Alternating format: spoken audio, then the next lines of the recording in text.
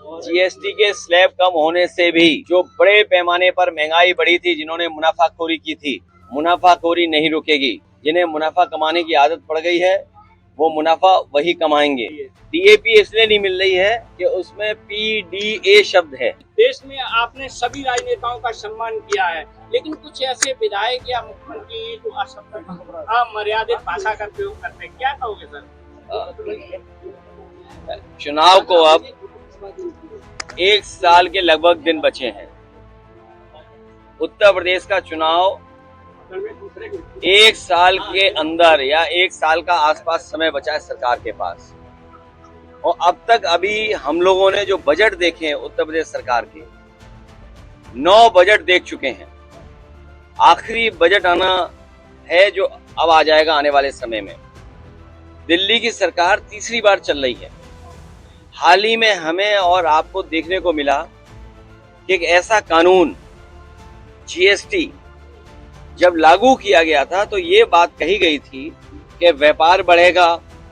इस कानून के लागू होने से सरल व्यवस्था लागू होगी जिससे कि व्यापारी और कारोबारी अपना टैक्स दे पाएगा। शायद दुनिया में इकलौता जीएसटी कानून रहा होगा जिसमें इतने संशोधन हुए हैं, और इतने संशोधन होने के बाद भी आज फिर सरकार को संशोधन करना पड़ा और ये स्वीकार करना पड़ा कि हमें गरीबों को राहत पहुंचाने के लिए कानून में बदलाव लाना पड़ेगा। उसका जो स्लैब है वो बदलना पड़ेगा कृषि क्षेत्र में या जरूरत के सामान को लेकर के।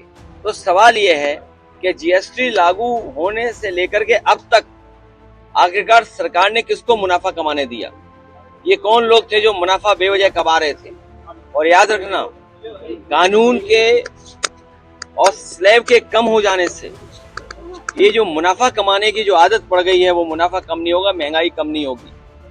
और दूसरी तरफ जो हमारा कारोबार बंद हो रहा है, अमेरिका ने जरूर टैरिफ लगाया है, हमारे कुछ काम पर कारोबार पर टैरिफ लगा दिया, लेकिन टैरिफ से ये लग रहा है कि भारतीय जनता पार्टी के नेताओं के मुंह पर भी टैरिफ लग गया है। आप उनसे सवाल नहीं पूछ सकते टैरिफ को लेकर। हमारे भदोही का कारपेट, मुरादाबाद का ब्रास का एक्सपोर्ट, मेरठ का, सहारनपुर का, फिरोजाबाद का, तमाम जो एक्सपोर्ट होते थे अब पाबंदी लगने के बाद उनका नुकसान होना शुरू हो गया। उनका नुकसान होगा, कारीगर जो जुड़े उनका नुकसान होगा, अंततः हमारी अर्थव्यवस्था का नुकसान होने जा रहा है। अमेरिका अगर अपनी अर्थव्यवस्था को बचा रहा है या अपनी अर्थव्यवस्था को मजबूत कर रहा है तो हमें भी ये सोचना चाहिए कि हम अपनी अर्थव्यवस्था को कैसे बेहतर करें। उसके लिए हमें फैसला लेना चाहिए। मेक इन इंडिया बर्बाद हो गया। स्वदेशी का नारा केवल मुंह से है, मन से नहीं है। ये बीजेपी के लोग स्वदेशी मुंह से हैं और मन से विदेशी हैं। अच्छा सर, किसानों को डीएपी खाद नहीं मिल पा रही है, बड़ी समस्या है। फसलों को खाद नहीं मिल रही है। डीएपी इसलिए नहीं मिल रही है कि उसमें पीडीए शब्द है। डीएपी पीडीए शब्द है और पीडीए लोग ही बड़े पैमाने पे खेती कर रहे हैं। गांव गरीब कौन है? जहां हम और आप खड़े हैं इस गांव में कौन खेती कर रहा है या किस घर परिवार के बीच में खड़े हैं? तो ये तमाम वो लोग हैं जो मेहनत कर करके कमा रहे हैं और सरकार के पास खाद नहीं, यूरिया नहीं, डीएपी नहीं और कीटनाशक दवाइयां महंगी हैं। और जब फसल तैयार हो जाएगी तो कोई उसको कीमत नहीं मिलेगी और बाढ़ से जो नुकसान हुआ उसकी भरपाई नहीं हुई है। तो इस सरकार के रहते रहते किसानों की आय दोगुनी नहीं होगी, किसानों की जेब से ये सरकार पैसा निकाल लेगी। सर, जीएसटी का स्लैब कम किया गया, क्या लगता है कि कहीं ना कहीं ये डर है कि वोट चोरी और जीएसटी के स्लैब कम होने से भी जो बड़े पैमाने पर महंगाई बढ़ी थी, जिन्होंने मुनाफाखोरी की थी, मुनाफाखोरी नहीं रुकेगी। जिन्हें मुनाफा कमाने की आदत पड़ गई है वो मुनाफा वही कमाएंगे। जो बाजार में सामान बिक रहा था, जो मुनाफा कमा रहे थे, आप बताइए क्या पार्ले जी का बिस्किट का पैकेट बड़ा हो जाएगा या साबुन का पैकेट जो छोटे हो गए साबुन क्या बड़े हो जाएंगे? क्रीम के जो डब्बे छोटे हो क्या बड़े हो जाएंगे? जो तमाम सामान छोटे कर दिए उन्होंने, शैम्पू छोटे कर दिए, पाउच में कर दिए, क्या वो बड़े हो जाएंगे? तो जिन्होंने मुनाफा कमाने की आदत डाल ली है वो कानून चाहे कितना परिवर्तन कर दो उससे मुनाफाखोरी कम नहीं होगी। क्योंकि बीजेपी की नीयत साफ नहीं है। अगर नीयत साफ होती तो मुनाफाखोरी बंद हो जाती। सर बीजेपी गवर्नमेंट जब भी कोई काम शुरू करती है तो उसको मास्टर स्ट्रोक कह देती है। नोट 2000 के नोट लाए वो भी मास्टर स्ट्रोक बन गया। मुझे तो एक ही मास्टर स्ट्रोक दिखाई देता है उनका। इधर बहुत चर्चा होती है मास्टर स्ट्रोक, केवल एक मास्टर स्ट्रोक है कि हमारी प्रेस में उन्होंने मास्टर स्ट्रोक लगा दिया, हमारे प्रेस में मास्टर स्ट्रोक लगा दिया। तो हमें अपने छोटे पत्रकारों पर ही भरोसा ज्यादा है, बाकियों पे तो मास्टर स्ट्रोक लगा हुआ है। बाकी छोटे हमारे प्रेस के साथी हमारे मास्टर स्ट्रोक को वहां तक पहुंचाएंगे। और ये कोई मास्टर स्ट्रोक नहीं है, ये केवल जनता को धोखे देने वाली बात है। ये आगरा लखनऊ एक्सप्रेस में गड्ढे हो गए हैं। ये अपने जैसा एक्सप्रेस वे बनाना चाहते, कूदते हुए जाओ। बुंदेलखंड में आप कूदते हुए जाते हैं, पूर्वांचल में कूदते हुए जाते हैं।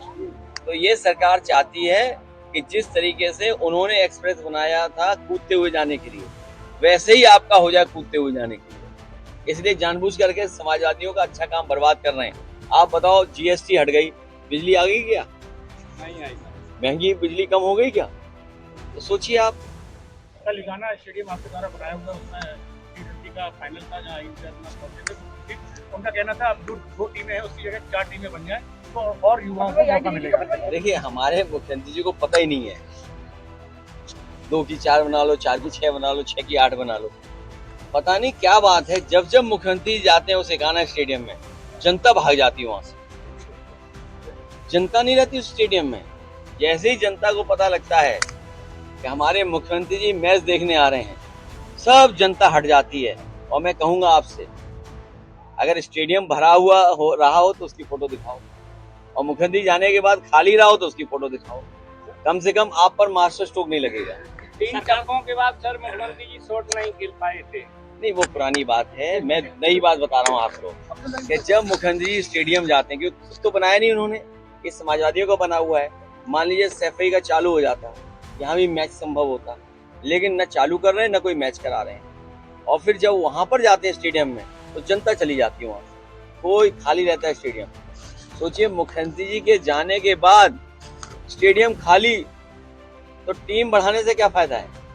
धन्यवाद। गड्ढा मुक्ति की सरकार ने बात कही, लेकिन अभी भी इटावी में ऐसी सड़कें कही है तो गड्ढा मुक्ति ये गड्ढे तब भरे जाएंगे, विकास तब होगा जब बीजेपी जाएगी। इलाज गरीबों को तब मिलेगा जब बीजेपी जाएगी। बिजली तब मिलेगी जब बीजेपी जाएगी। नौकरी तब मिलेगी जब बीजेपी जाएगी। महंगाई कम तब होगी जब बीजेपी जाएगी। इसलिए बीजेपी हटाओ और आप लोग भी आजादी पाओ। सर 2027 के चुनाव को लेकर क्या कहेंगे? किस तरीके 2027 के चुनाव को लेकर चुनाव आयोग में क्योंकि लगातार सवालिया निशान लग रहे हैं। 2027 का चुनाव जनता का चुनाव होगा। समाजवादी व्यवस्था को पुनः लागू करने का चुनाव होगा।